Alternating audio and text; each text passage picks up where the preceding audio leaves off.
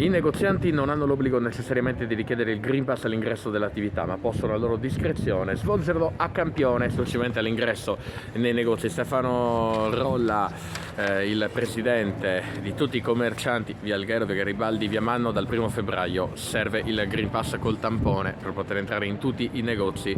Voi però fate delle precisazioni? Ci teniamo a fare una precisazione molto importante anche per scaricare soprattutto i negozianti dal vincolo di un controllo ossessivo.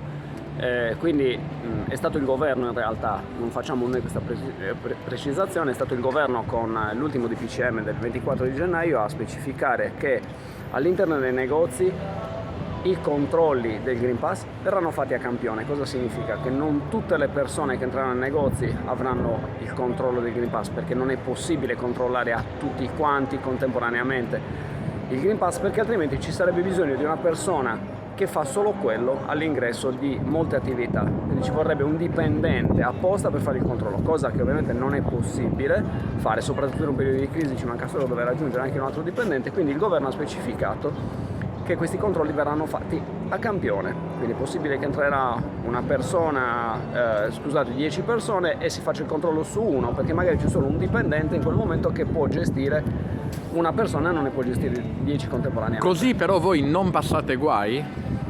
Allora, diciamo che questa disposizione alleggerisce ovviamente il carico dei commercianti che avevano questa angoscia, questo timore di dover controllare a tutte le persone il Green Pass.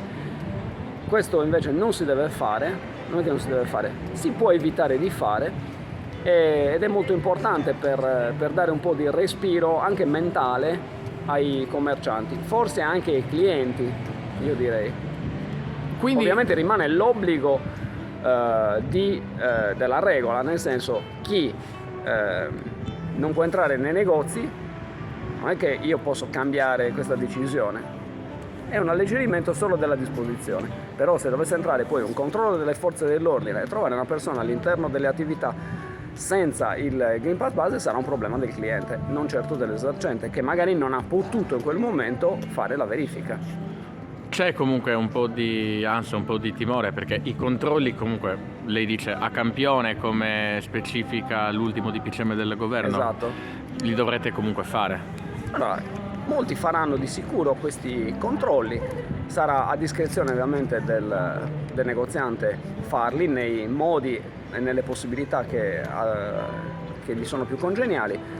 Da un certo punto di vista è ovvio che è un peso in più, dall'altra parte questo è una precisazione, un alleggerimento che noi ci teniamo a fare per sgravare un'altra responsabilità in più che ci viene caricata. Comunque ricordiamo che il Green Pass in teoria per adesso dovrà essere chiesto dal 1 di febbraio fino a fine dello stato d'emergenza, quindi fino al 31 di marzo. Lei personalmente questo provvedimento, il Green Pass base per entrare nei negozi, la trova d'accordo oppure no? Allora, mi aspettavo questa domanda e purtroppo devo rispondere che personalmente escludo il mio giudizio, voglio escludere il mio giudizio e dire solo questo. Personalmente ritengo semplicemente che non si debba fare grandi carichi agli esercenti di responsabilità che non gli competono. Ecco, questo è una cosa importante da dire. Poi per il resto mi devo tenere a quelle che sono le disposizioni.